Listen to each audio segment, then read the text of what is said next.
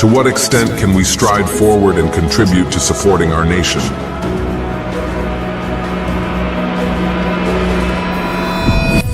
We simply need not hesitate to try, for today belongs to us. We will hold hands, collaborate, work shoulder to shoulder, and together achieve success.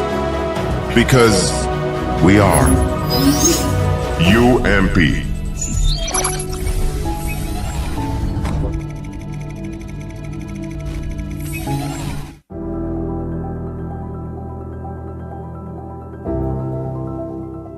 Universitas Muhammadiyah Purwokerto, known as UMP. It is located in the south of Slamet Mountain, awaits you. The attraction view from the university is to greet you from the peaceful and beautiful district. It is easy to find UMP, where we have 2 bus stops nearby the university, train station, bus station, and closest airport. The Faculty of Economic and Business UMP has vision to create students to have Islamic entrepreneur mindset and develop students into a successful business professional ready for future business world. Assalamualaikum warahmatullahi wabarakatuh. Welcome to the Faculty of Economic and Business, Universitas Muhammadiyah Purwokerto. It was established on 1st June 1995. Now, I'm standing in front of Faculty of Economic and Business building, the highest building in town. So, let's have a look inside. In the first floor, we have Baitul Mal Watanwil as Islamic financial institution and Indonesian Stock Exchange Sharia Investment Gallery. They can actively utilize a media to implement their knowledge and skill in Islamic banking and capital market. By prioritizing the convenience of facilities in every corner, we also commit to present the best service to our students. Our administration office provides service excellent to students with quick response and accurate service.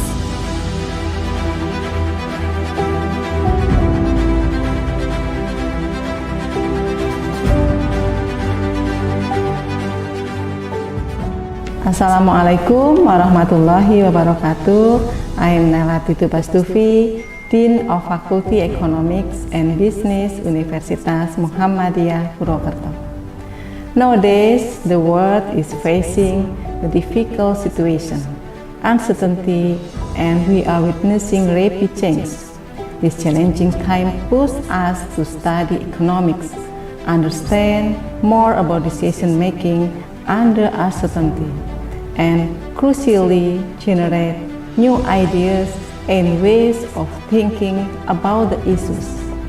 Most of our study programs are accredited unggul, called excellent in English term, which is the highest accreditation grade of higher education in Indonesia. We prepare graduates to competitive age and able to offer proper solutions that can be applied to society. Also, we mold our graduates to be ready to have career in company and involved in business world. Assalamualaikum warahmatullahi wabarakatuh. UMP is not just a place for study inside the classroom, but this is just an amazing place to create best people in the world.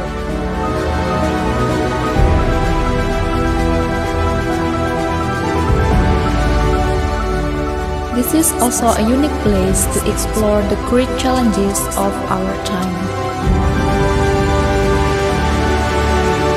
This is the beginning of your journey to discover who you are, to set a bigger goal, and fight for your dream. As our vision to be the faculty that are excellent, modern, and Islamic, as well as entrepreneurial spirit, we believe to encourage you to push for something greater here in the Faculty of Economic and Business, Universitas Muhammadiyah Purwokerto. So, will you stand up for the challenges in your journey? It is now up to you to take the next step of learning journey. We're looking forward to meeting in Faculty of Economic and Business, Universitas Muhammadiyah Purwokerto. Sampai jumpa, see you, like I Kermai. Wassalamualaikum warahmatullahi wabarakatuh.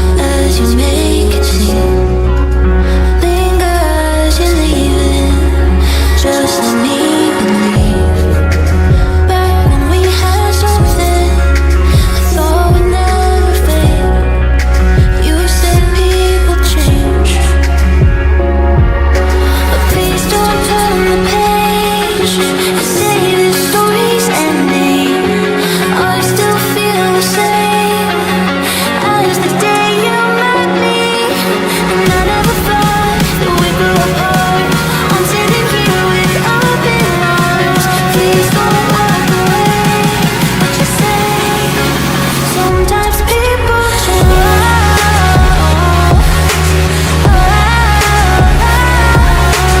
I still feel the same as the day you met me. Sometimes people change. Sometimes people change. Please don't walk away. Oh, please don't walk away. Sometimes people change. Please don't turn the page. Say this story's ending, I still feel the same as the day you met me. And I never thought that we'd grow apart. I'm standing here with open arms. Please don't walk away. But you say, sometimes people change.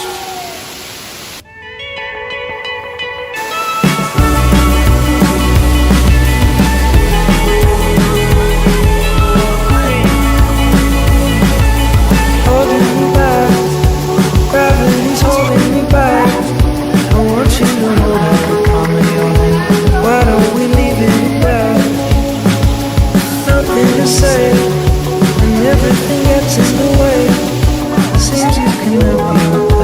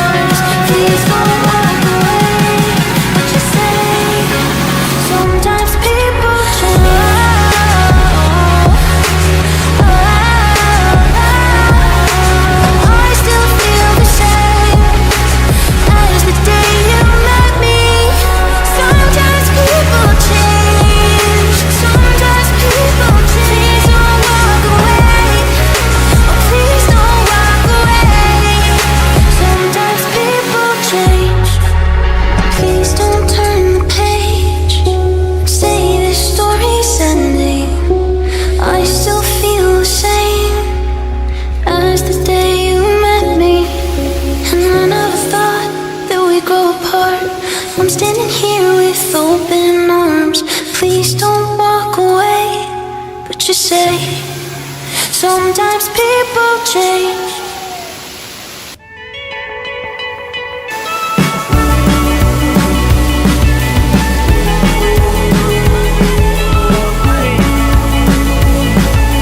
Holding me back, gravity's holding me back. I want you to know that the palm of your hand. Why don't we leave it there? Nothing to say, and everything gets in the way. Seems you can never be replaced.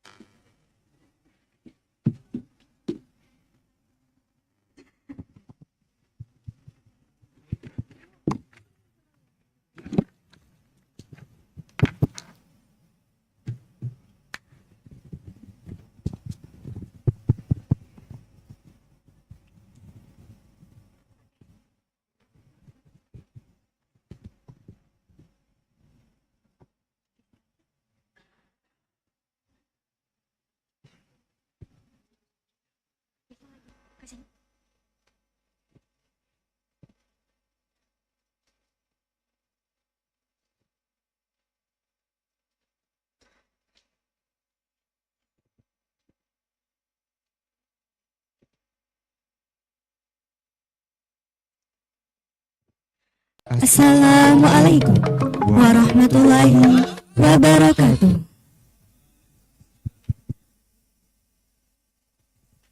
Innal hamdalillah nahmaduhu wa nasta'inuhu wa nastaghfiruhu wa na'udzu billahi min syururi anfusina wa min sayyiati a'malina. May yahdihillahu fala mudhillalah wa may yudlil fala hadiyalah. Asyhadu an la ilaha illallah wahdahu la syarikalah wa asyhadu anna Muhammadan abduhu wa rasuluhu, amma ba'du. The Honorable Mrs. Professor Dr. Nelati Tubastufi, SA, MSc, as Dean of the Faculty of Economics and Business, Universitas Muhammadiyah Purwokerto. The Honorable Mrs. Associate Professor Dr. Wida Purwidianti, MSc, Vice Dean for Academic Affairs, Cooperation, Research, Innovation and Publication, Faculty of Economic and Business, Universitas Muhammadiyah Purwokerto. The Honorable Mr. Edi Joko Setiadi, SA, MSc, AKCA, as Vice Dean of Finance, Human Resource and Infrastructure, Faculty of Economics and Business, Universitas Muhammadiyah Purwokerto.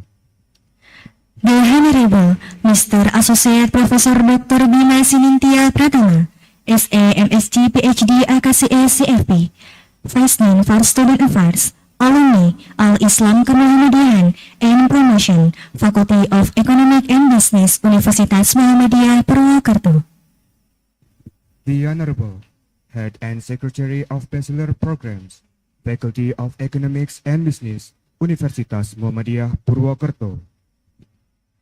The Honorable Mr. Chandra Nur Alim, PhD, Head of the International Affairs Office, Universitas Muhammadiyah Purwokerto. The Honorable Mr. Irawan Randika Parsa, SA, MBA, as the Chairman of International Entrepreneurship Summer Course 2025 Committee. And all beloved participants of the International Entrepreneurship Summer Course 2025. First of all, let us express our deepest gratitude to Allah Subhanahu wa Ta'ala for His blessings and mercy, allowing us to gather today at the opening of the International Entrepreneurship Summer Course 2025 with the theme Bridging Culture and Empowering Education, a Global Journey in Bangladesh.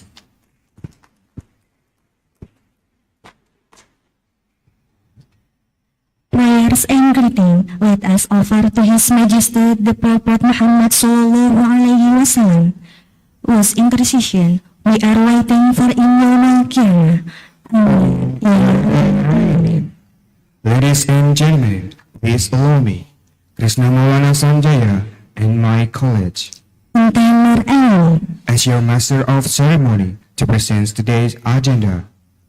First, opening ceremony. Second, recitation of the Holy Quran. Third, singing of Indonesia Raya, Mass Muhammadiyah, and the hymn of Universitas Muhammadiyah Purwokerto. Fourth, welcoming and opening speech. 5. Langgar Banyumas Traditional Dance Performance. 6. Photo session. The last is closing opening. Let us begin this event by reciting Basmalah together. Bismillahirrahmanirrahim. Thank you.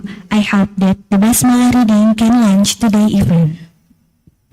The second event is the recitation of the Holy Quran, which will be delivered by Bagas Putra Kaltansa. To Bagas Putra Kaltansa, you are welcome.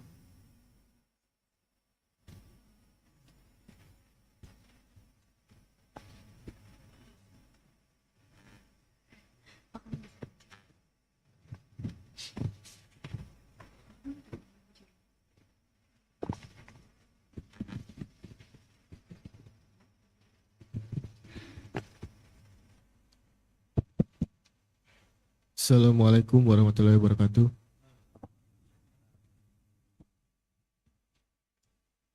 A'udzu billahi minasy syaithanir rajim. Bismillahirrahmanirrahim. Ya ayyuhan nasu خلقناكم من ذكر وأنثى وجعلناكم شعوبا وقبائل لتعارفوا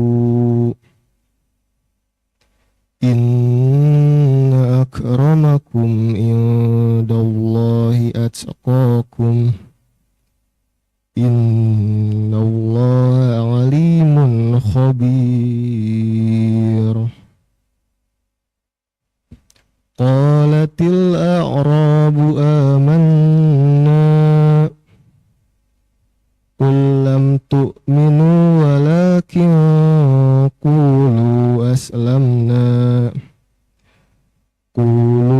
أسلمنا ولما يدخل الإيمان في قلوبكم وإن تطيعوا الله ورسوله لا يلتكم من أعمالكم شيئا إن الله غفور رحيم. Wassalamualaikum warahmatullahi wabarakatuh.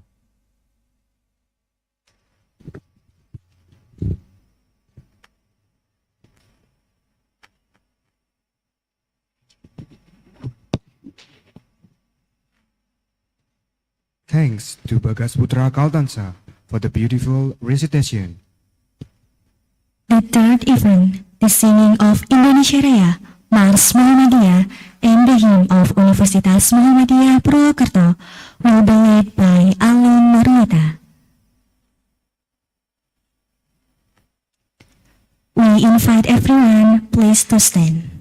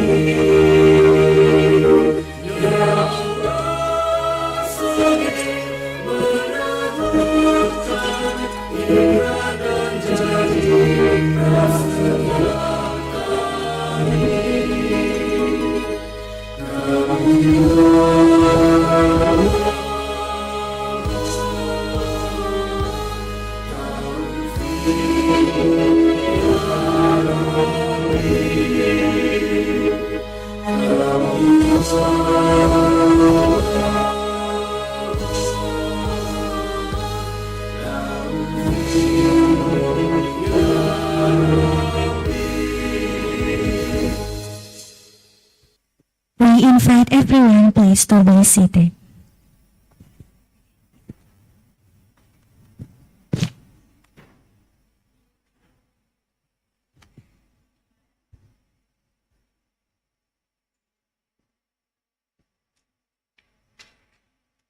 Thank you, Aline Marita. The fourth event is welcoming speech. The first speech will be delivered by representative of the International Entrepreneurship Summer Course 2025 participant, to Aisha Sohail. We are very pleased.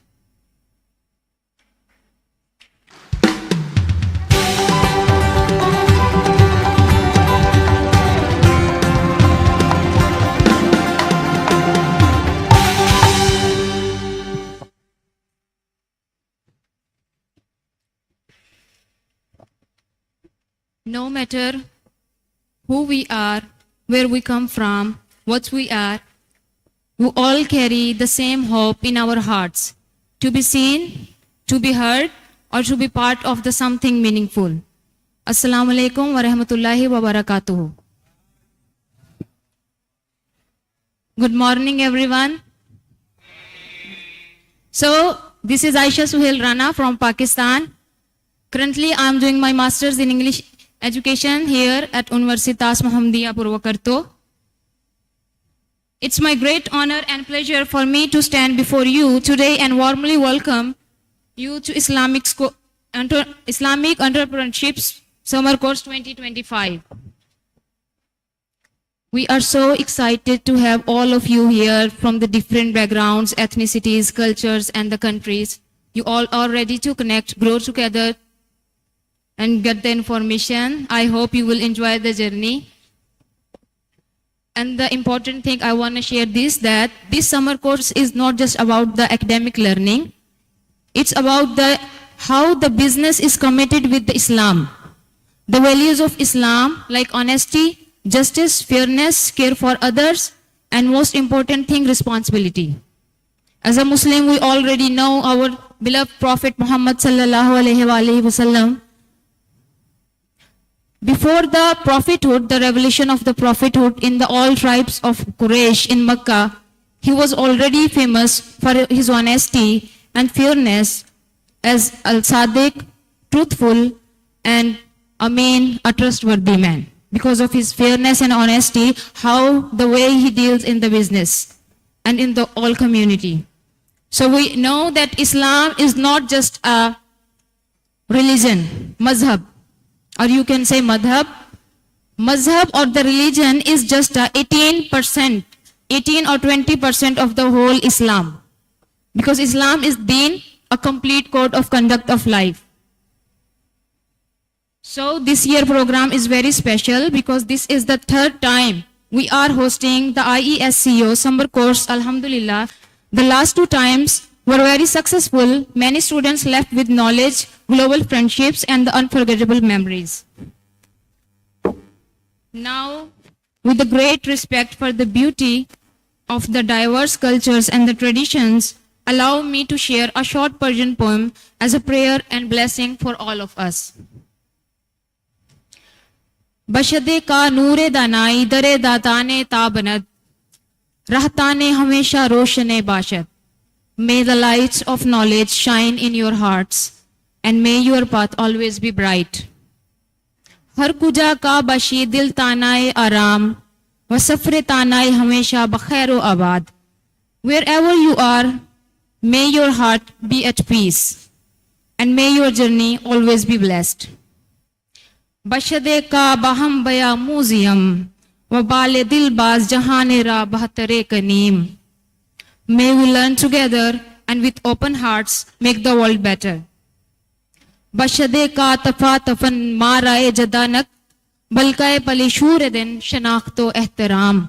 May our differences never divide us but become a bridge for understanding and respect. So before I close, I would like to give a big thanks to the Faculty of Economics and the Business at UMP and the IESC organizing team, and most respectfully the all staff working behind the curtains to make this event possible. Your hard work means so much to all of us. So once again, welcome to the Universitas Muhammadiyah Purwakarta, and special thanks to my Pakistani fellows. आप लोगों का बहुत बहुत शुक्रिया. बाकी आप लोगों ने घबराना नहीं है क्योंकि सुकून सिर्फ कब्र में ही है. चलें, खुश रहें, आबाद रहें. अस्सलाम वालेकुम व रहमतुल्लाहि व बरकातुहू.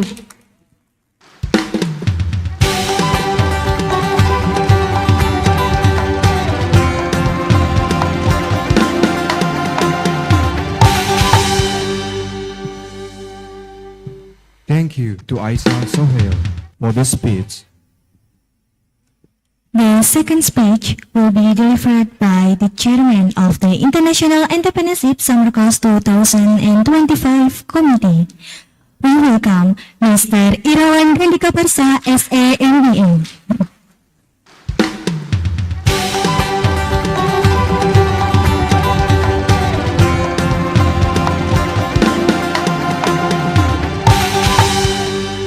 Halo, Assalamualaikum warahmatullahi wabarakatuh. Well, the previous speaker artist delivered speech very well, and I'm so confused right now what I have to talk. But today's, sorry. Okay, good morning all. Hello.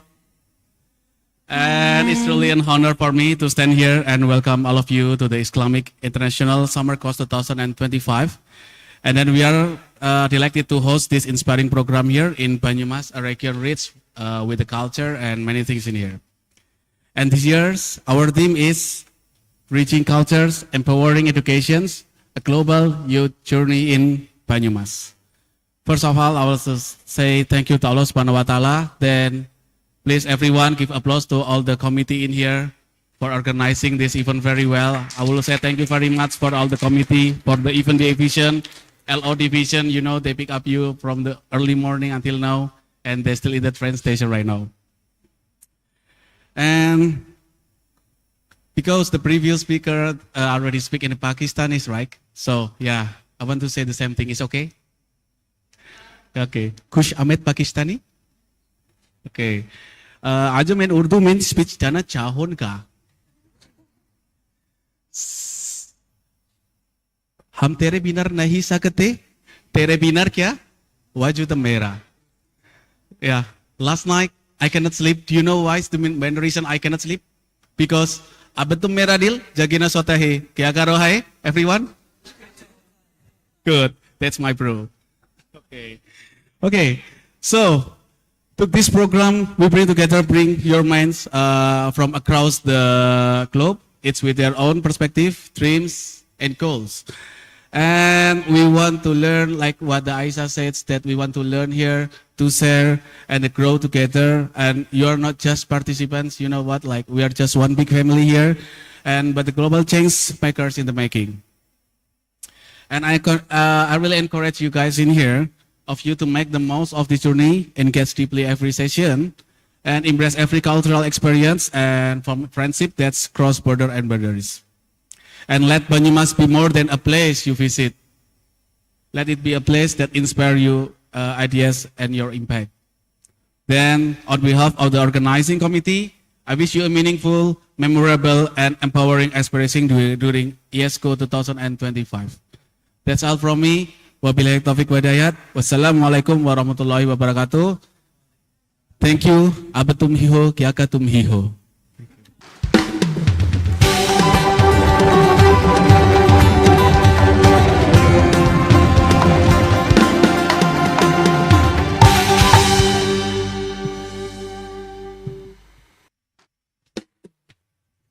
Thank you to Mr. Irawan Redikapasa SA MBA for the speech.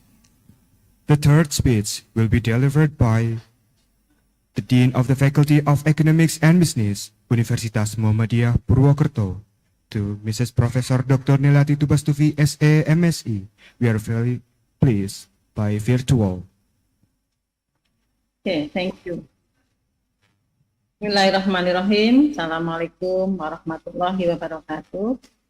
Waalaikumsalam warahmatullahi wabarakatuh. Distinguished Chair of the International Office, Mr. Chandra PhD, esteemed colleague, Vice Dean, Head, and Secretary of Study Program, respected committee, beloved students and participants from across the globe, good morning and warm greeting to all of you. Alhamdulillahirrahmanirrahim, assalatu wassalamu ala rasulillah wa ala alihi wa ashabihi ajma'in amma ba'du. All praise and thanks to Allah Subhanahu wa Ta'ala because of His grace and guidance.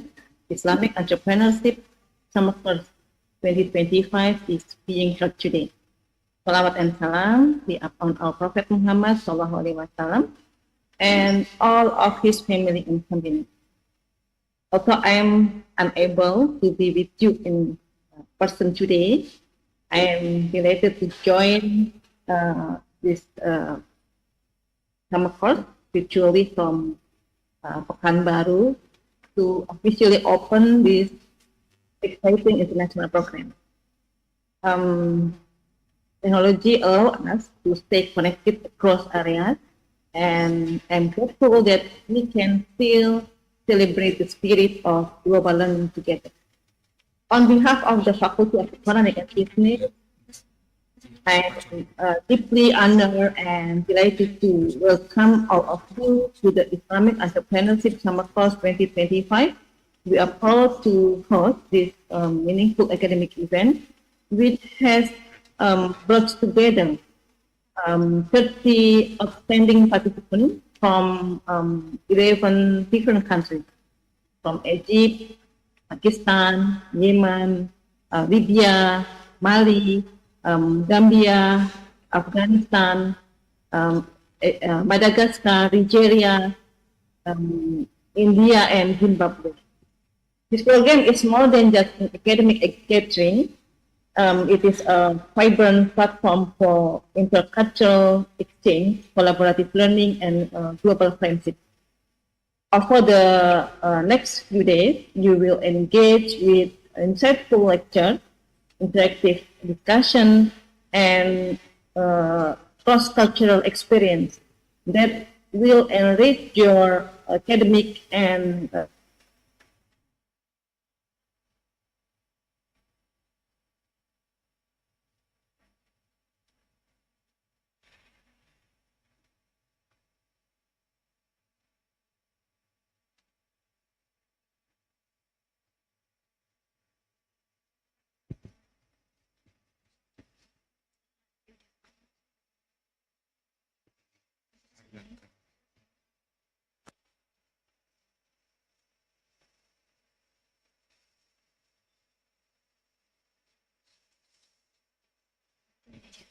The last page will be delivered by the international.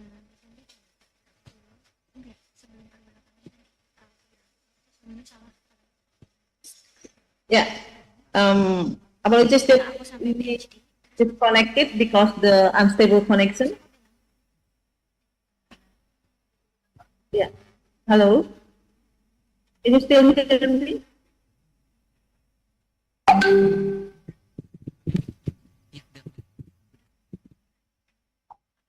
Okay, I will continue. Yes, ma'am. You can continue, ma'am. Okay, thank you so much.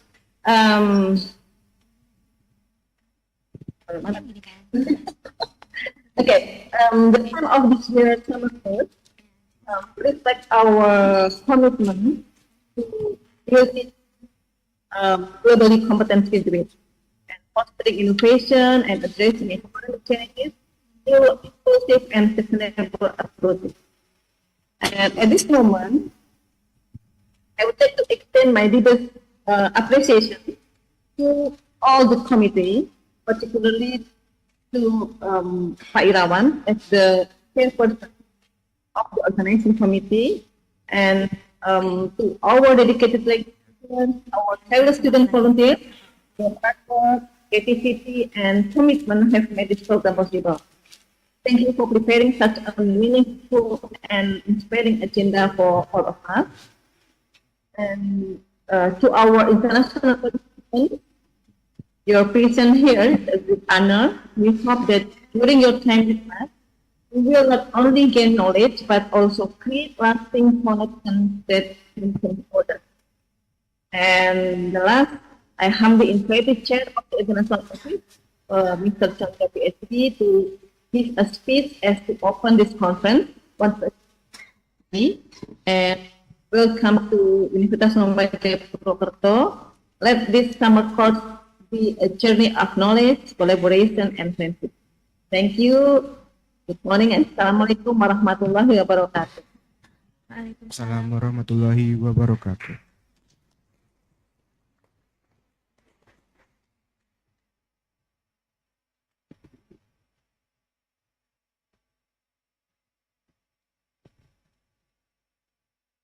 Thank you to Mrs. Professor Dr. Nelati Tubastufi, SA, MSc, for the speech.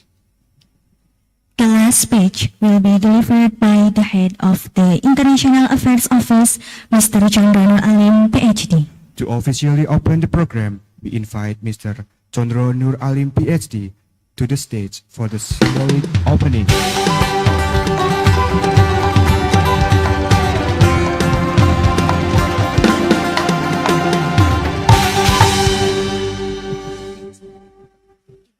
Bismillahirrahmanirrahim. Assalamualaikum warahmatullahi wabarakatuh.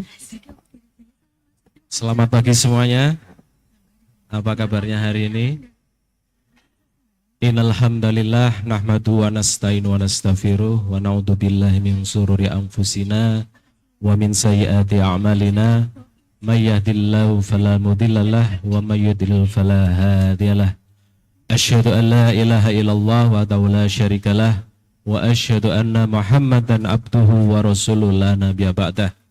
Allahumma sholli ala Muhammad wa ala ali Muhammad kama sholita ala Ibrahim wa ala ali Ibrahim fil alamina innaka Hamidum Majid. The Honorable Deans of Faculty of Economics and Business, Ibu Profesor Nailati Tubastufi, the Vice Deans of FEB from Vice Dean 1, 2, 3, and 4, and the chairmen of the committee of this program, Mr. Irawan, and all my friends from Faculty of Economic and Business, and all beloved students coming from 11 countries that gather today. First of all, on behalf of the university, we say welcome. Ahlan wa sahlan fi khudurikum. Selamat datang di Universitas Muhammadiyah Purwokerto. Maybe some of you have been here for twice, 3 times, and more. But maybe some of you, this is first time for you to come here. So please enjoy our university. This is one of the biggest Muhammadiyah university in Indonesia. Especially I can announce that under Muhammadiyah University, we have, guess how many? 163 universities across Indonesia from Aceh to Papua. And among those 163, right now, there are around 15 Muhammadiyah University with excellence or the best accreditation from the Minister of Education of Republic Indonesia, and UMP is one of them. So we are the 10th Muhammadiyah University who got the excellence or Unggul accreditation. So this is a very great achievement, especially supported by the international activities of UMP. So because you are coming from different countries, so I would like to give you a very good news. Actually now UMP has become the host for KNB scholarship. Maybe any of you come to Indonesia by using KNB scholarship? May I know? Raise your hand. Okay, how many of you? Yeah, for master or for undergraduate or for doctoral? For what degree? Oh, master degree. And starting from this year, UMP is becoming the 34th host for KNB, and we will welcome KNB students to come this year. So this is good news for you. If you like UMP and then you want to register with us, there is opportunity for you to apply for next year KNB. Among Muhammadiyah University, there are only 3 Muhammadiyah University who becomes the host for KNB scholarship. They are Universitas Muhammadiyah Malang, and then Universitas Muhammadiyah Surakarta, and Universitas Muhammadiyah Purwokerto. So only 3 of us who can be accepted as the host for KNB. Why? The question is why? Because there are so many Muhammadiyah University, but why only 3 becomes the host for KNB? You know, applying to be the host for this scholarship is not easy because it's very competitive. So we compete with the big state university like Universitas Indonesia, Universitas Gajah Mada, ITB, Universitas Brawijaya, and many big university, state university in Indonesia. And UMP can compete with them, so that's why we are granted and becoming the host for KNB scholarship. So besides KNB scholarship, we also have the rector scholarship. Okay, may I know how many of you coming to UMP, especially by using rector scholarship? I think many of you, and we are still opening it. And for your information, this year, there are 1,700 applicants for this scholarship. This is very huge number, but unfortunately, because we have a limited quota, so this year we can only accept around 25 students to study in this university through rector scholarship. But don't worry, especially when you are coming from African countries, because at the moment we have special collaboration and cooperation with the Ministry of Education in some of African countries. One of them is from the governments of the Zimbabwe, and they send 10 students by using their scholarship. So the governments give the scholarship for their young citizens who are talented and have a very good and excellent academic reputation. And next year, the number of the African government will be more, because some of them have already contacted me, and very soon we will have a meeting to discuss about the sending of their students to come. So this is one of our commitments to internationalize our university. We have two main strategies. Number one is the bringing the international words coming to our university, and second strategy is bringing our universities to international level. So that's why we are actively engaged in any international activity. We become the member of international association. So this is one good thing that we always improve from day to day. And especially for summer course, I really appreciate, because Faculty of Economics and Business is one of the faculty in UMB who is very active in internationalization. I think this is not only this year, but they have done this summer course for many times. On behalf of the university, we appreciate and give applause to our colleagues from Faculty of Economics and Business. Ladies and gentlemen, now I think that the program like summer course nowadays in the global situation is very important. You know that now we are the citizen of the global village, and we face two main challenges right now. Number one is the digitalizations of the community, and number two is the conflicts among the countries. So we can see right now, maybe in South Asian region, there is a tension between Cambodia and the Thailand. And in the global world, we have so many tension around the world. So that's why this is a very good opportunity for you to come together from different backgrounds, from different culture, so you can meet each other, you understand each other, and then build a more peaceful and more harmony society in the future. We have some alumni from Universitas Muhammadiyah Purwokerto, just like you, coming from other countries, and they have graduated, and now they work for their governments, and this is very good condition because they can promote our university, and at the same time they can be our ambassador for spreading the peace, for spreading the community, and to build a better society in the future. So the topic for today's summer course is very great. So I think that the Islamic entrepreneurship right now is not only important, but super, super important. Because you know that living in this digital world with uncertainty, it means that you have to have added values, not only your academic capability and competence, but also your soft skill, your patience, how to be a good entrepreneur. So you can not only work for others, but you can create your own jobs and also help others to have a job.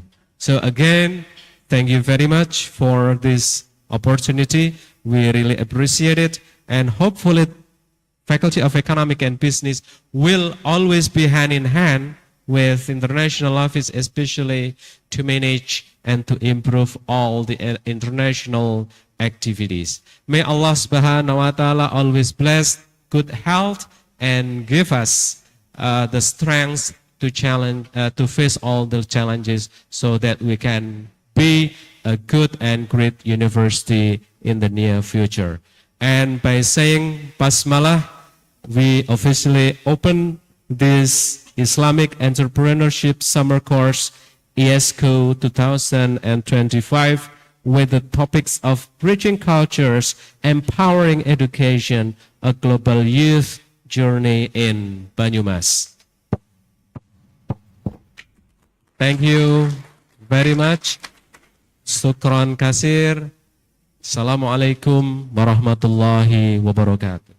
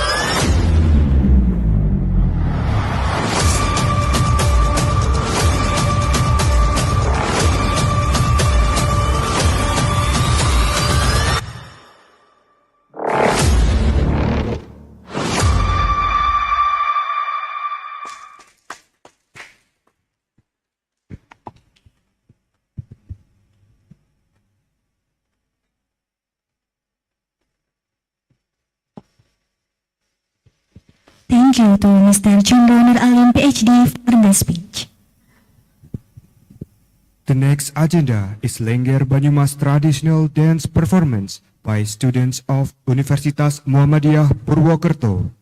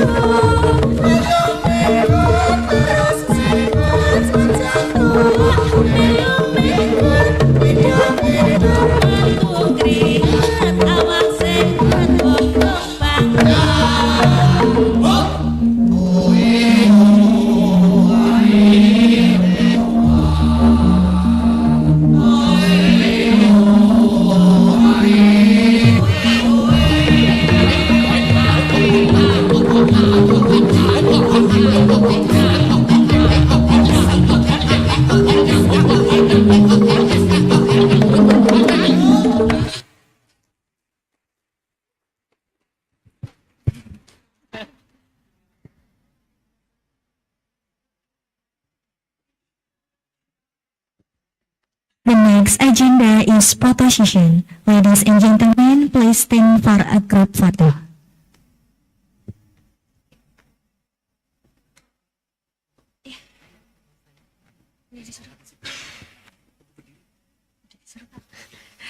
Ladies and gentlemen, please stand up for a group photo.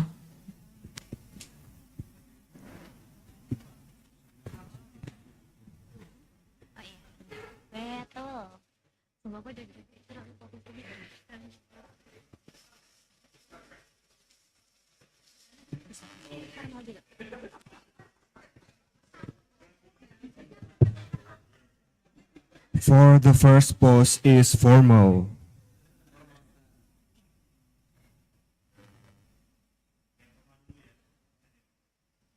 For the first pose is formal.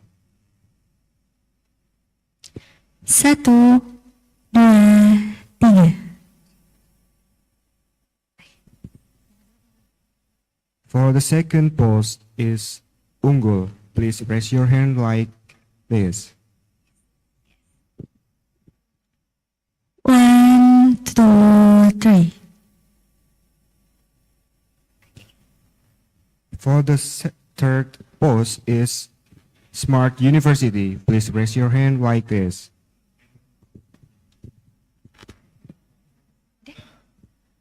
1, 2, 3. Okay. Ladies and gentlemen, please be seated. Thank you.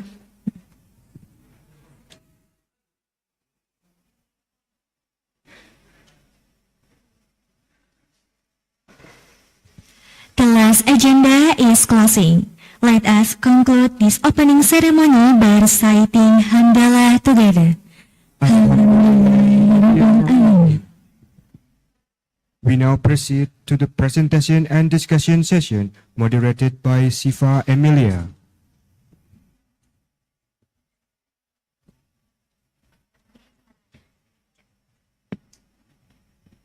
Siva Emilia, she is international class student majoring Bachelor Management, Faculty of Economics and Business, Universitas Muhammadiyah Purwokerto.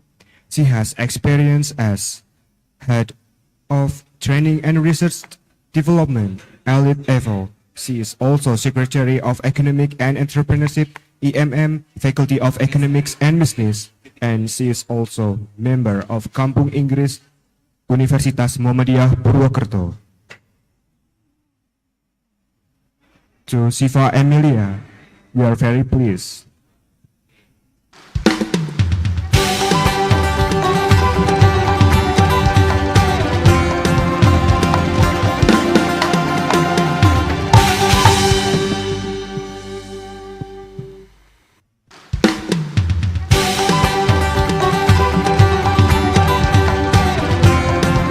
Assalamualaikum warahmatullahi wabarakatuh.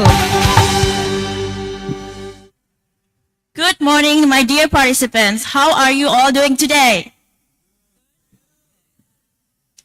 I hope you're all doing great, okay? So welcome again to the Islamic Entrepreneurship Summer Course 2025 organized by FEB UMP. Give a big applause to all of us. Okay, so I would like to invite my friend, Miss Amanda, to do a slogan so that we could all bond together. To Amanda, can you please come forward and help me in? Yeah, okay.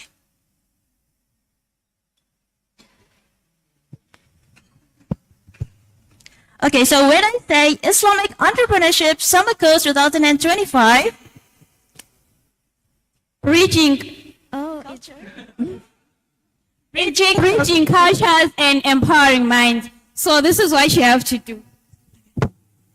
So it's reaching cultures and empowering minds. Okay. So when I say Islamic Entrepreneurship Summer Course 2025, reaching cultures, empowering minds. Okay, that's a practice for again. Thank you. Okay, we will do one more time. Okay. So Islamic Entrepreneurship Summer Course 2025, reaching cultures, empowering mind. Okay, give a big hand for all of us again. Okay, to start off, I would like to read the CV for our amazing speaker in this session.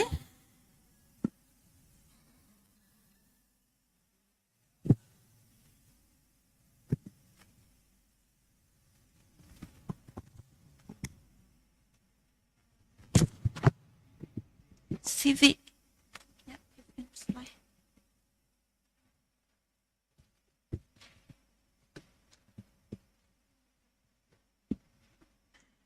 Okay, so I would like to read to start off, I would like to read the CV for our amazing speaker in this session. She is Mrs. Nawalin Naza, PhD, one of our amazing lecturer in University Muhammadiyah Purwokerto, Bachelor of Management, Faculty of Economics and Business. She is a head of Islamic Banking Laboratory of UMP, starting from February 2025 to present. Islamic Economic Study Group Supervisor, FBB UMP, February 2025 to present. And Student Cooperative Supervisor of UMP, February 2025 and to present. Her latest education is in Doctor of Philosophy in Economics, International Islamic University of Malaysia. She has also several community service projects on entrepreneurship and cooperative topics in national and international landscape. Okay, so without any further ado, let's welcome and invite Mrs. Nawalin Naza, PhD. Give a big applause for her.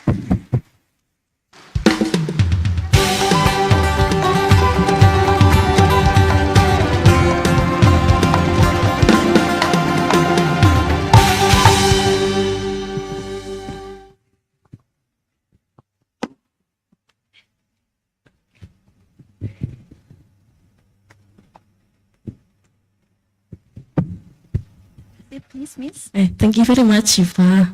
Okay, so good morning, Mrs. Nawalin. Good morning, Shifa. Doing well, ma'am. Alhamdulillah, fine. Okay, so Mrs. Nawalin will deliver a presentation on the topic of Islamic microfinance Baitul Mal Tanwir. Without any further ado, let's start the session.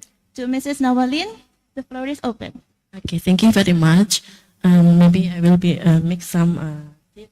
Yes, okay, no problem. Okay, good morning, everyone. Welcome to the ESCO International Entrepreneurship Summer Course 2025 in Faculty of Economic Business, University Muhammadiyah of Purwokerto. Welcome.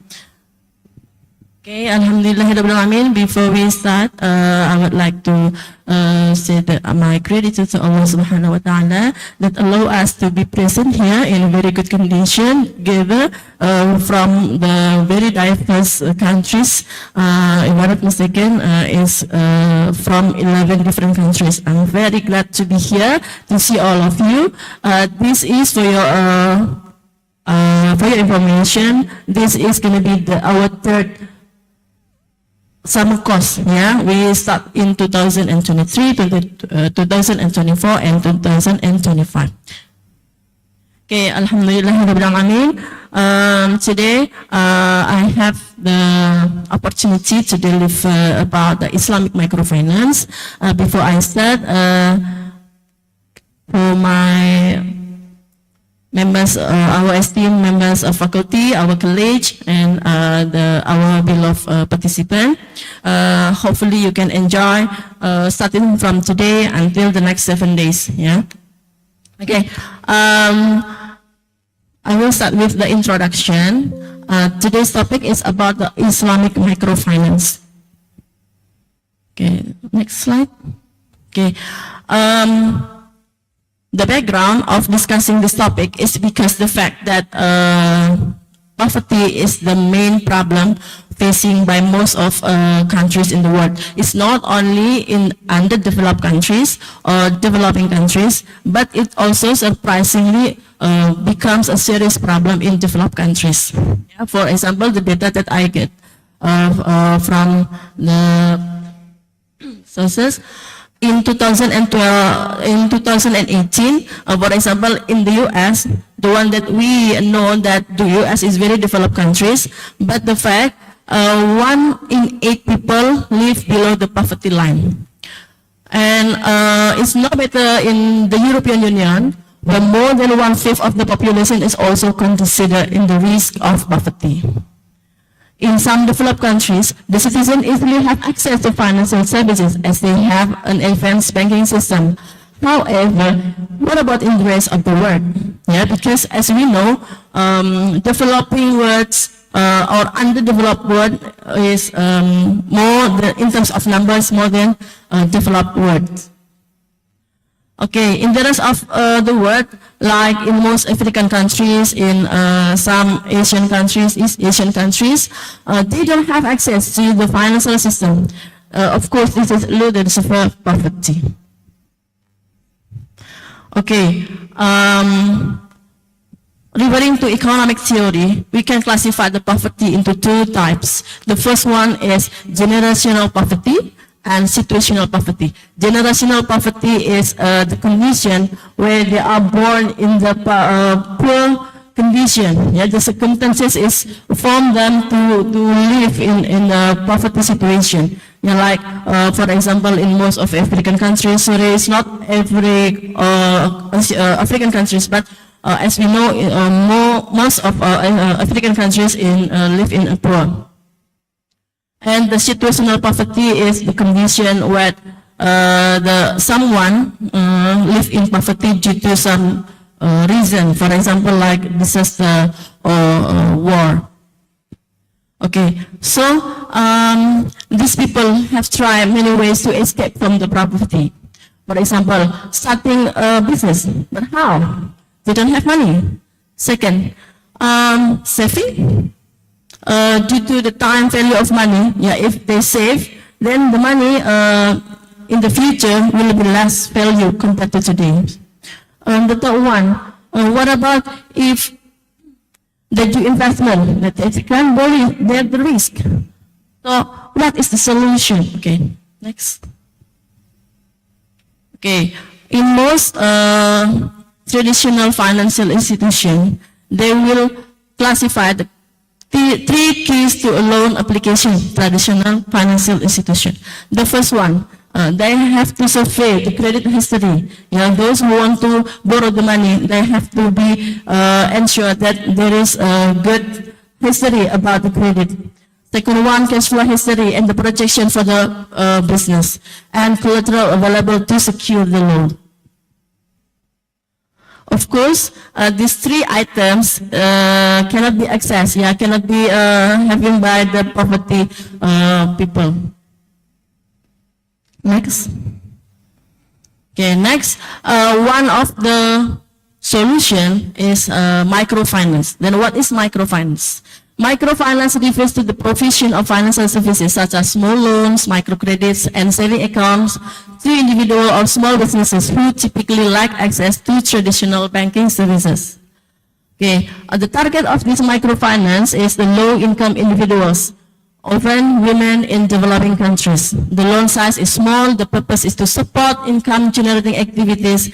The delivery model is through microfinance institution, and the repayment is usually structured in frequent small installment with group lending models to ensure the accountability. Okay, what is the goals of the microfinance? The goal, the first one, in terms of financial inclusion, bridging underserved population into the financial system. Of course, the main goal is to alleviate the poverty. In terms of empowerment, especially for women, by increasing their financial independence and decision-making power. Okay, I took the example, in this case, is Grameen Bank. I think most of you knows this. Grameen Bank is one of the successful microfinance institution in Bangladesh. Okay, Grameen Bank was established by Professor Muhammad Yunus, is very interesting institution that we can learn from this. What they make from this. First, Muhammad Yunus also try to explain that actually poverty is not because of the person itself. Poverty is created by a system. So, if we want to try to overcome the issue of poverty, we have to try to make a system that makes them escape from the poverty. Okay, poverty is extremely imposed phenomenon. Thus, need to remove the external imposition. People will come up as anybody else. The society never gave them to escape, to grow.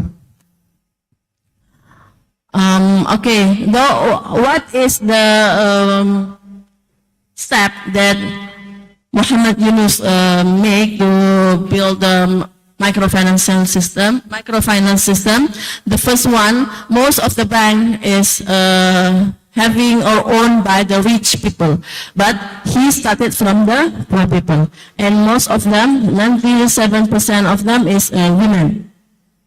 They don't need collateral if they want to borrow money, and not interested in the past of the borrowers, like the conventional or traditional finance did before. Next.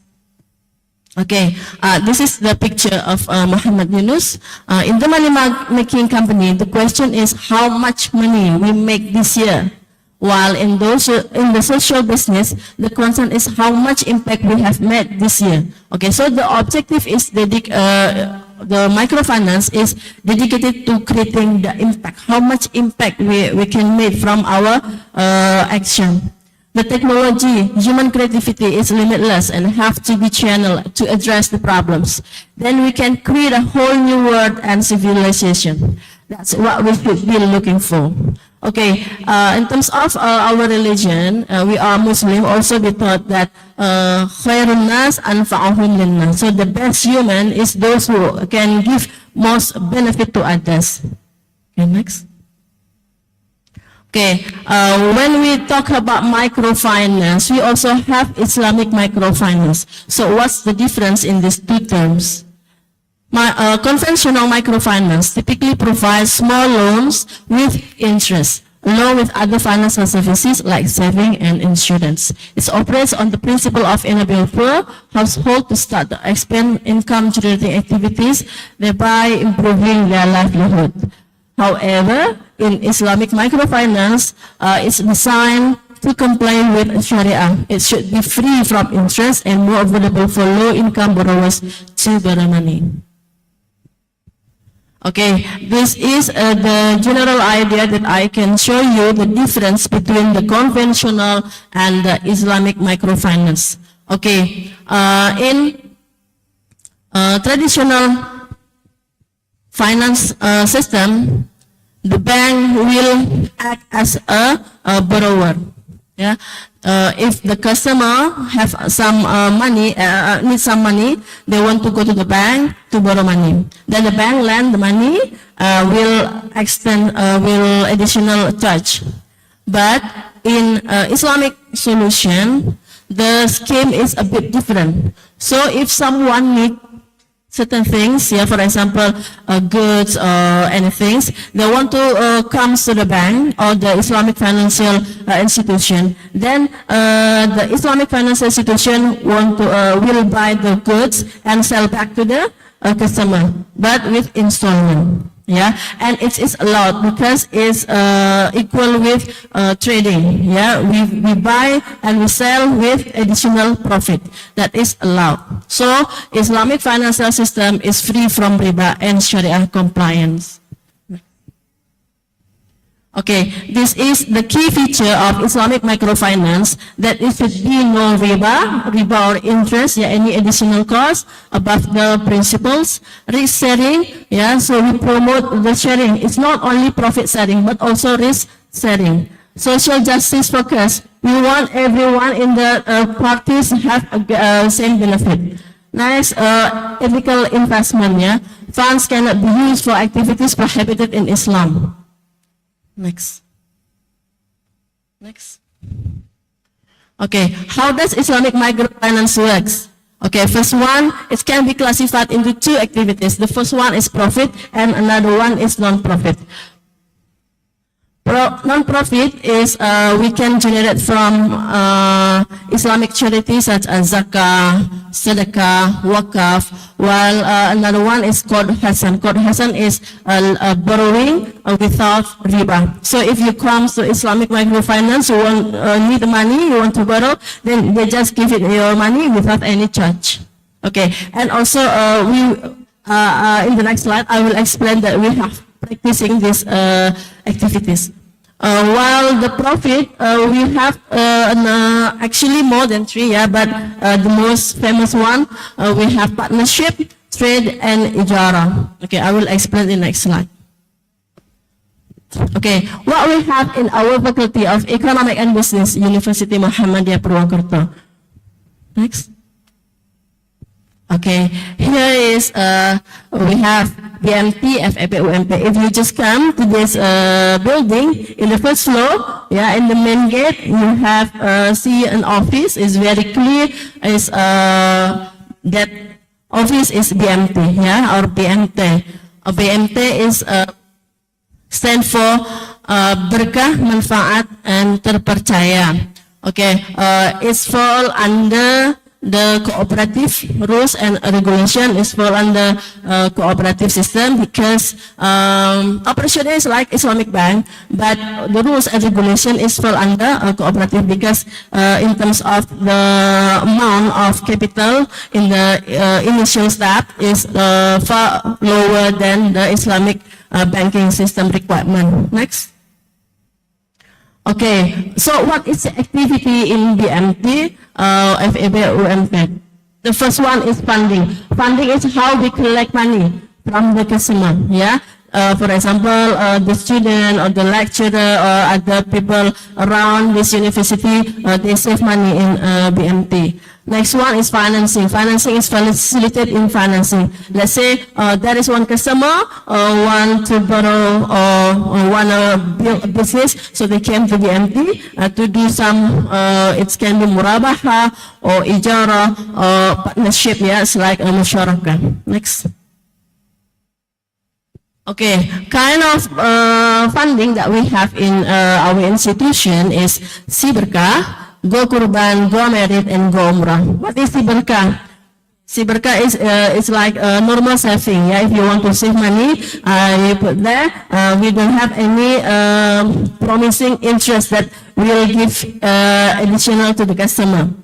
Next one, Go Kurban. Go Kurban, for example, like if you plan to do Kurban next year and you don't have enough money at that time, so you can save little by little until reach the specific amount that you need, then you can withdraw your money. Go marry. Those who want to marry don't have enough money, so you can save it from now. Next, Go Umrah, also the same things. If you want to go, plan to go Umrah, then you can start to save your money, then you withdraw in a certain time, then you plan to go. Next. Okay, in terms of financing, we have, for example, 3 products here. We call it DBM, Barang Berkah Manfaat, BUS, and Jasa Manfaat. Okay, what is BBM? BBM is Barang Berkah Manfaat, yeah. It's like normal trading. Yeah, we buy some goods that required by the customer and we sell back to the customer with additional profit, yeah. It's agreed by both parties, both our institution and also the customer. For example, one of the customer from another city came to BMT. They want to buy a vehicle, truck, yeah, for their business. Then they came to BMT proposing we in our institution buy this vehicle and then sell back to the customer. The customer will pay to the bank, to our institution with installment. This called as murabaha. Next. Okay, while the second product is Berkah Usaha Syirkah. It's a BMT FEB UMP financing product that use the profit sharing principles. For example, something like this. You want to build a business, yeah? You want to run a business, you don't have enough capital. So you come to BMT and do partnership with our institution. Yeah, for example, we want to put our capital 50% and they provide another 50%. We do together the business and then after they get the profit, we want to share according to the agreed percentage. And the interesting point of Islamic financing, it's not only profit sharing. If in case the business fall under, instead of getting profit, they lose. So this loss also will be shared to the parties. So this is very fair. Next. Okay, the third product is Jasa Manfaat. Okay, is, for example, simply rental or ijara. Yeah, if you rent something, then you pay for the cost. Next. Okay, we also have the facilitation mobile banking that commonly also used in traditional banking system. Yeah, it's give facilitate to ease the customer to do mobile transaction. Next. Yes, that's all about BMT. Thank you very much. Assalamualaikum warahmatullahi wabarakatuh. All right. So thank you, ma'am, for the presentation. That was a great insight for all of us. Now we will open a Q&A session. We only open for 3 questions. So for the participants who have questions, may raise their hand and introduce yourself. Yes. Assalamu alaikum everyone. My name is Amna Uruj. I'm coming from UIII Tepok. for your presentation. I really like the idea, and I just love it because it is facilitating financing and somehow investing for the people. So my question comes from the point of view of audience. So you shared the idea of BMT. So is it open for only students of UMP or other audience too, from like local students and international students, etc.? Okay, so your question is BMT open for only UMP students or for all, right? Yeah, sure. Okay, thank you very much. It's a nice question. Thank you, sister. Again, where are you from? Kazakhstan. Pakistan. Oh, Pakistan. Okay, thank you, sister. Okay, yes. I forgot to say that one of our interesting product is halal student loan. Yeah. So, what is halal student loan? Halal student loan is a mechanism, a system that enables the student to borrow money if they face difficulties in terms of financial responsibility. If the semester start, they're difficult to pay the tuition fee, so they can propose to BMT to make an application of this financing. Okay, we will allow the student to borrow, but they have to complete the installment within one semester. Why we have to do this? Because we want to share the benefit to other students also. But currently, since the limitation of our resources, is because the institution is not as big as those who stay outside. So currently, we only limited for Faculty of Economic Business students. But we plan next time to open to all the students in this university, or maybe hopefully, with helps of Allah, inshallah, we plan to open to others. But for the members of our institution, it's not only limited from our faculty. It's also from other city. Yeah, for example, like the one that I just now mentioned, they came from different cities. They came here to propose a financing to buy a car, for their business, and then we buy it for them. And then they pay for us with installment.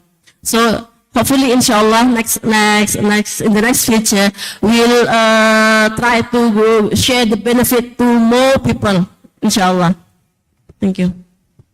So for Amina, are you satisfied with the answer? Thank you. Next question, please.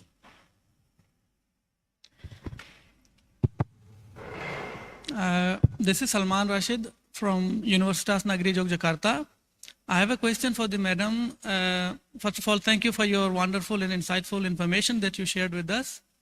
As you talked about microfinancing and Islamic banking, so maybe my question is out of your presentation that you presented.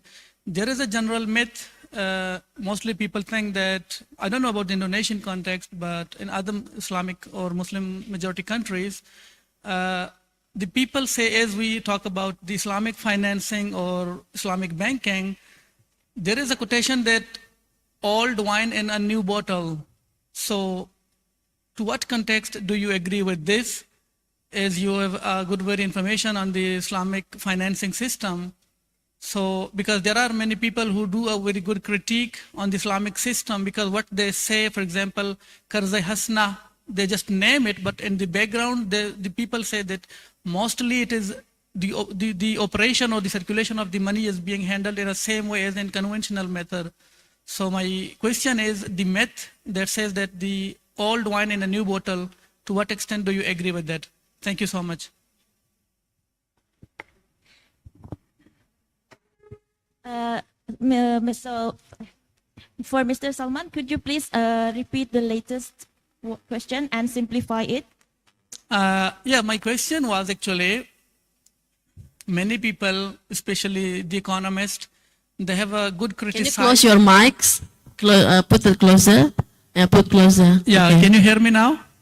Yes. Yeah, so my question was, the people mostly, they do a critique on Islamic banking systems in some countries, not all. So the people say the operation of the money or the circulation of money in the background they do is the same as in conventional banking system, but they just name it as an Islamic banking system. Yes, I get a point. Yeah. If my question is clear? Okay, yes, I get a point. Okay, can I answer now, or you still have another question? No, that's all. Okay, thank you. Can I answer now? Okay, yes, I can give you analogy. Brother, are you Muslim? Okay, okay. Are you married? You married already? Okay. If you hold your wife's hand, is it halal? Now? Okay. Before you married, is it halal? No. Okay. So that is what's the difference between Islamic and non-Islamic institution. Can you get the point? Okay. For example, in terms of amount, this is same. Yeah. For example, I borrow in traditional banking system. I borrow 100 and I need to pay 120. So I have additional fee 20. Okay, now we go back to Islamic system. In Islamic system, instead of charge any additional on borrowing akad or borrowing what we call it, borrowing scheme, yeah, we change the scheme. Yeah, we change the scheme. How? Okay, for example, what do you need? You borrow money to buy car. Okay, you borrow in traditional banking system, you borrow money 100,000 to buy a car. Okay, and then you buy a car, and then you pay back the money to the bank with additional charge. Okay, in Islamic system, we offer different scheme. For example, like this: you need a car. Okay, you go to the bank. Okay, you ask your needs. I need a car. Okay, and then bank will buy the car for you. Is bank need the car? No. Yeah, you the one that need a car, and then the bank will buy the car, and then 100, for example, 100,000, and then sell it back to you 120. Is it okay? Is it allowed? Is it Islamic? Yes, because it's a trade, normal trade. Yeah, trade is just about you buy and you sell back with additional profit, with agreed, with the agreement in both parties. Okay, but you don't have money, then you will pay back to the bank, the Islamic bank, with installment. Yeah, how many? Let's say 1 year. Okay, per year this much. Okay, yeah. In Islamic, actually doesn't matter if you don't have name Islamic in the front. Yeah, since the akad, the scheme is following the Islamic rules, then it's called Islamic. Okay, thank you very much. Is this answer? Okay, so yeah, sometimes when I did master, I took the subject money banking. Yeah, we also calculate the price of a house with Islamic financial system and the traditional financial system. The same, the price is same, but the akad, the scheme is different, right? I think it's a very simple analogy. If you hold your different gender before and after married, the feel is same, but the value is different. Thank you. Okay, so to Salman, I hope her answer satisfied your questions, okay? So next questions, anyone? Anyone wants to ask another question? Again, one more question. I think we still have time. We still have one more quota for question.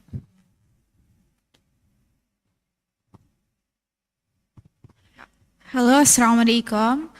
I'm Ranim Khadija from Universitas Indonesia, studying in FEB, Fakultas Economic and Business.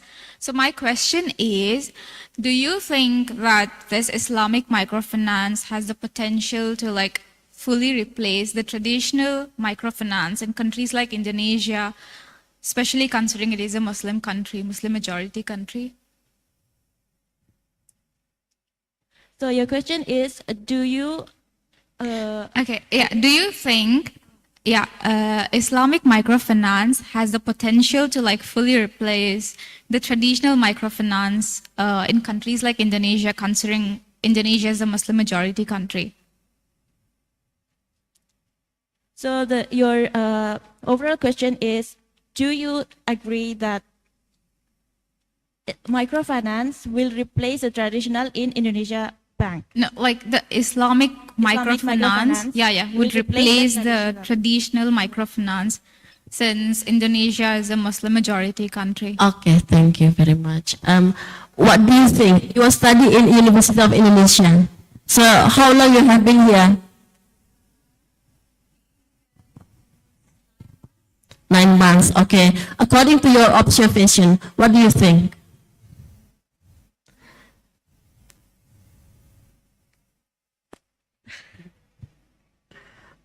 Is there any changes?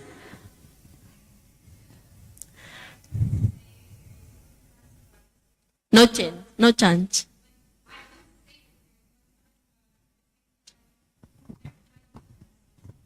Okay, according to me, yes, I agree. Inshallah, I believe that this alternative system is having big potential to be grow significantly and hopefully able to replace the traditional system. Why? Because we promote justice, we promote fairness. We don't want to have, the profit, the happiness is only goes to one parties. Yeah. Can you see the practice of riba or interest? Interest is charged on the borrowers or lenders? Borrowers. But naturally, the borrowers are those who in need, right? Yeah. But how come they have to pay extra? So how will gain this profit? Of course, the rich. Yeah, in the conventional banking system, in the traditional banking system, the rich will go more richer and richer, and the poor will poor and poor. So the inequality will become wide and wider. Yeah, the gap between rich and poor will become wider. But Islam proposed an alternative. Yeah, that we don't want only one parties have the benefit of this. Yeah, we want both. Yeah, for example, in terms of profit sharing. Yeah, it's very fair because, as we understand, is there any guarantee a business will run 100% always get profit? No, sometimes get profit, sometimes no. So we'll share both profit and loss. It's very fair. So not only one parties get benefit, but both or all the partners that join in that business. Okay, I think, but of course it will take a long time. Yeah, it's like you just flip your hands. Yeah, it's quick times. No, it's we'll need great effort. Yeah, we have to teach the Islamic literacy, the education. Of course, this is one of the initiative. Yeah, we start from the education institution to the university students, and hopefully next. Each one of you will also will spread to others. Yeah, hopefully in the next future, the community, the society will understand. Yeah, they will choose which one better, which one more fair, which one promote justice. And I think as a human, we will choose the one that give benefit to others. Yeah, other than those who give harm to certain other parties. Okay. Is it answered the question? Okay, do you have any other comment? Okay, yeah. One more? Okay. Maybe one more question. Okay, Wakas. Sugeng Enjing. My name is Wakas Ahmad, student of Masters in English Education at UNS Solo. Thank you for the session. I will just try to give a little bit background to my question in order to make it clarify. Actually, if we see the Islamic banking system history, in Indonesia, I'm not sure, but I think it's from the early 1990s. In my country, it's from late 1970s. But if we look at the impact or the dominance of Islamic finance system is not as much like the conventional banking system. So what do you think? Like in Pakistan, I'm not from economics background, but I know like it is covering around 18 to 20% of the whole banking system. But the impact is not as much as we see the advertisement and other things.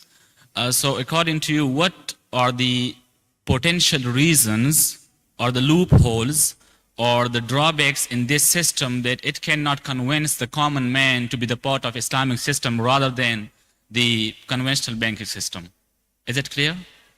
So, Could you please clarify the latest? Okay. what is the drawback of the Islamic institution? Not the drawback. I mean, if we look at the graph of the success of the Islamic banking system, the growth is not as much as we could expect from it, or it cannot impact society as compared to the conventional system.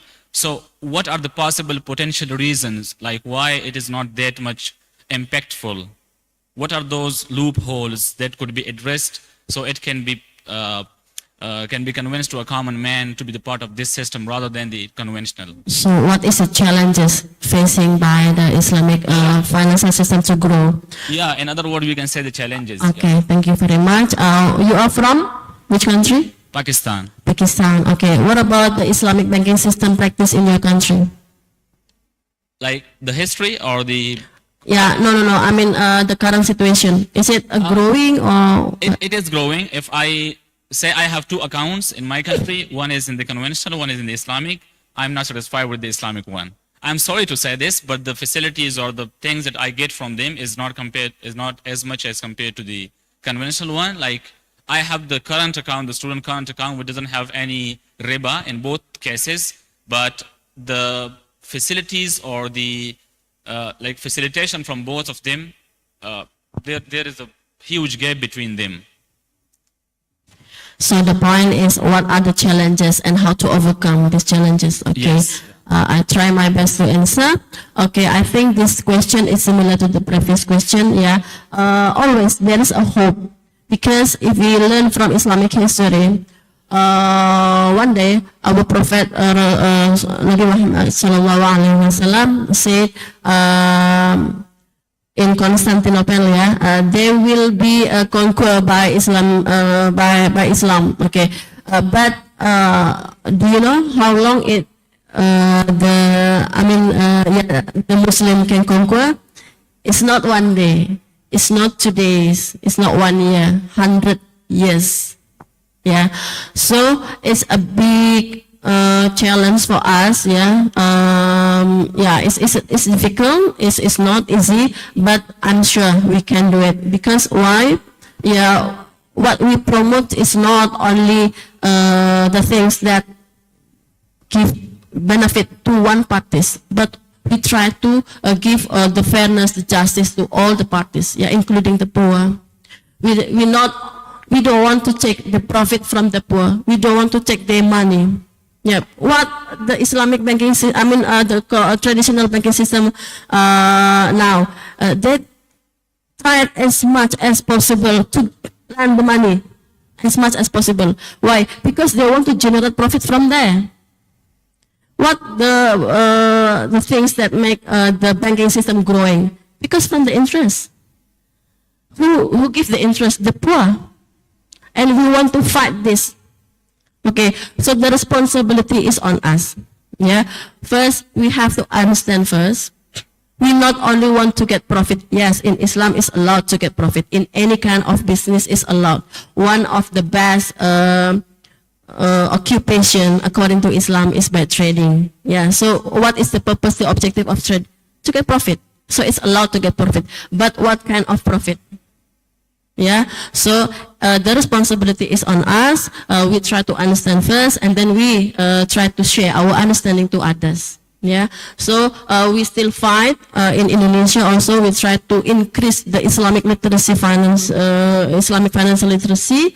Yeah. Hopefully, by increasing the numbers of percentage, we will build the awareness that if we follow these rules, it's not only benefit in terms of materials, but also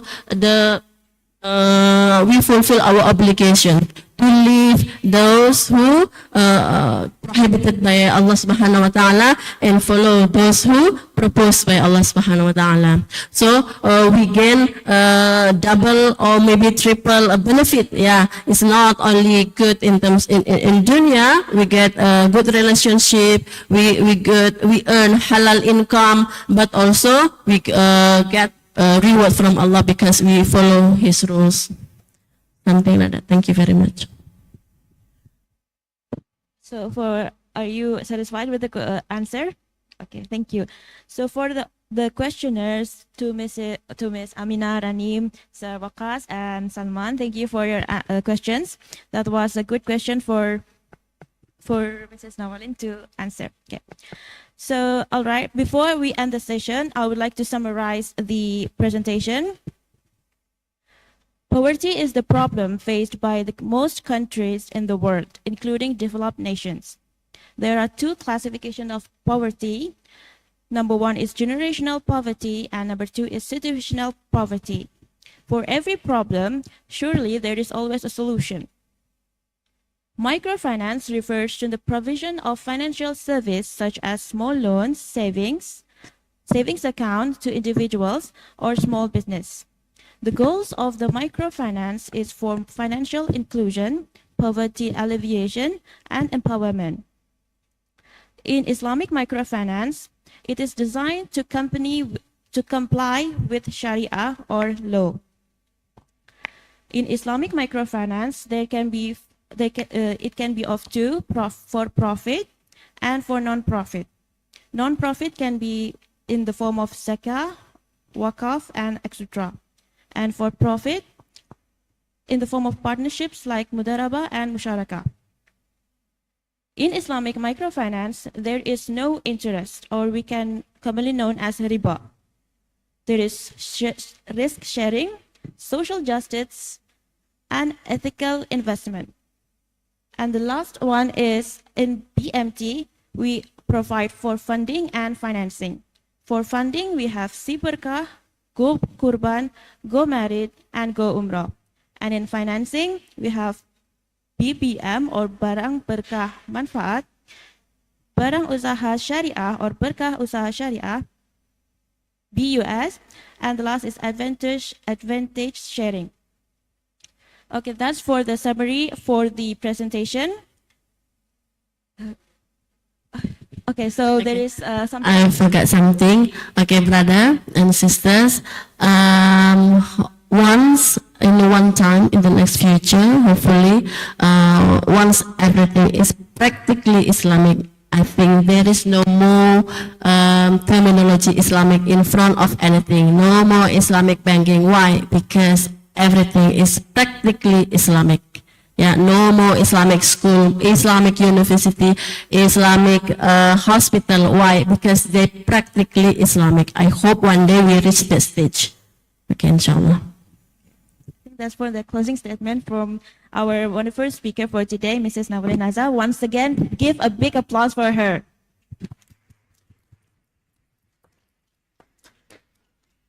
So before I close, I would like to give a short quote. Different traditions, a vibrant array. In the heart of our world, they light up the way. With respect and kindness, let's break down the walls. In the beauty of diversity, unity conquers all.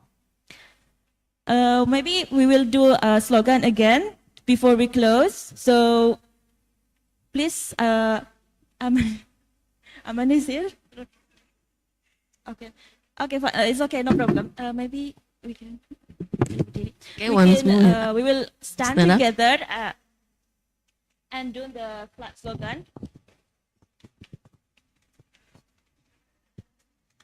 Do you still remember the slogan says? When I say Islamic Entrepreneurship Summer Course 2025, you guys will say, Bridging Cultures, Empowering Mind. Okay? Ready? 3, 2, 1. Islamic Entrepreneurship Summer Course 2025. Bridging culture, empowering mind. Once again, okay? Empowering mind. Islamic Entrepreneurship Summer Course 2025. Bridging culture, empowering mind. Give a big hand. Thank you very much. Okay, so I am Shifa Emilia. I will join from this session. Thank you very much for your attention and wassalamualaikum warahmatullahi wabarakatuh. Assalamualaikum warahmatullahi wabarakatuh. Thank you, Shifa. I hand over back to the Master of Ceremony.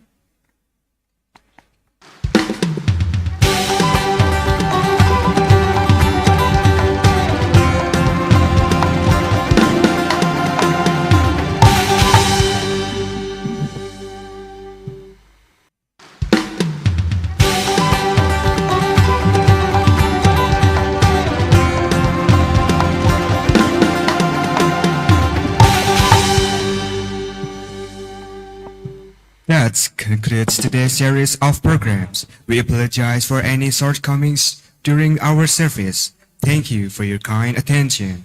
I am Krishna Maulana Sanjaya. And I'm Intan Aini. See you again at the Islamic Entrepreneurship Summer Course 2025. Wassalamualaikum warahmatullahi wabarakatuh. For additional information, after this session, we invite you to visit Baitul Mal Tanwil and your liaison officer will be guide you. And for all liaison officer, please coordinate your participant and make sure that no one is left behind. For the second information, please prepare your extra clothes and your own medicine for the next day. We start at 7:30 to visiting Aspigmas Association and trip to Sokaraja, Getuk Goreng practice making. Thank you very much for your attention.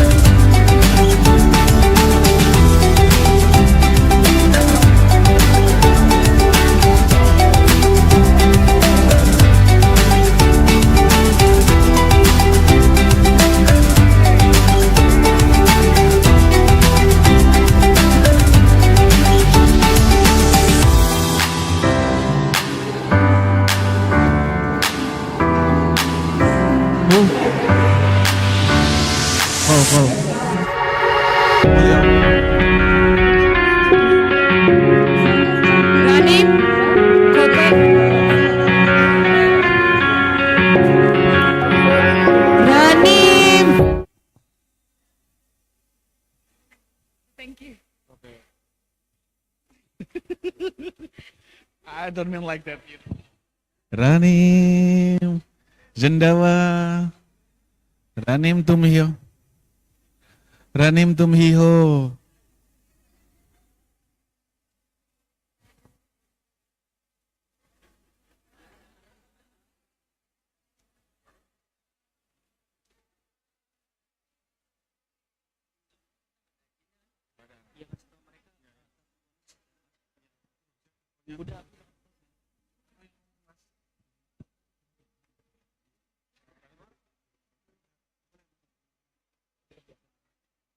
Ya, so ini gimana?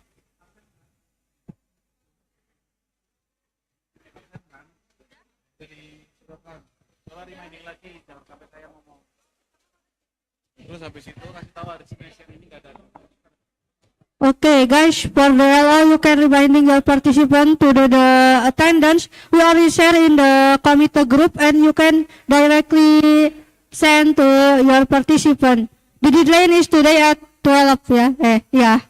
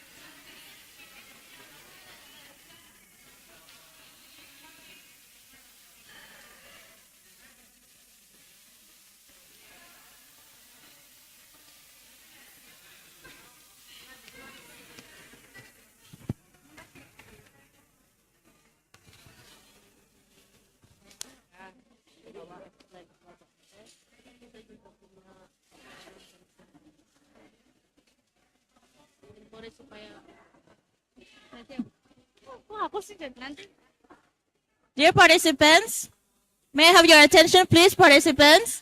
Let's go to the first floor of BMT. Participants, LO. Dear LO, please guide the participants to go to BMT.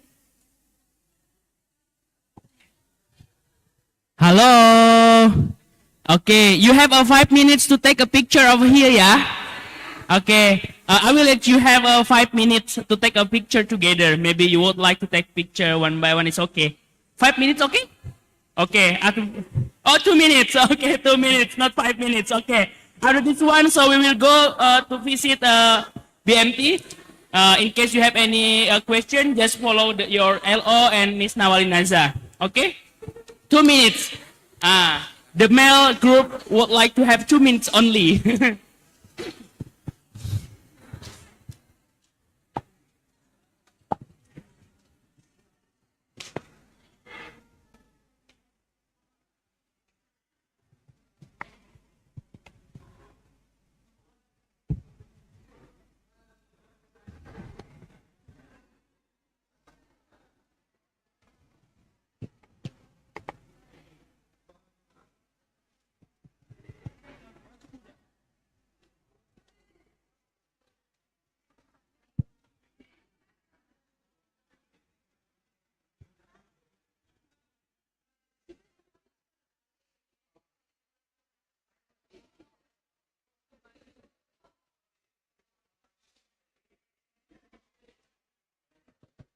Okay, please, if you already finished take a picture, you can have a take turn on the lift, please.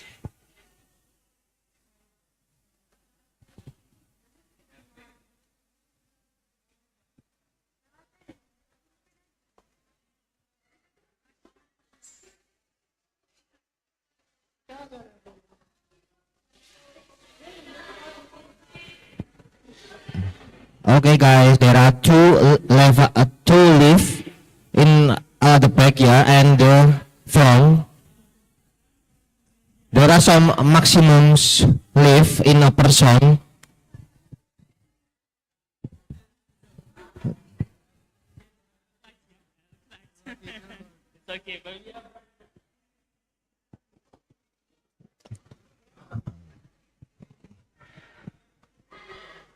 Aman?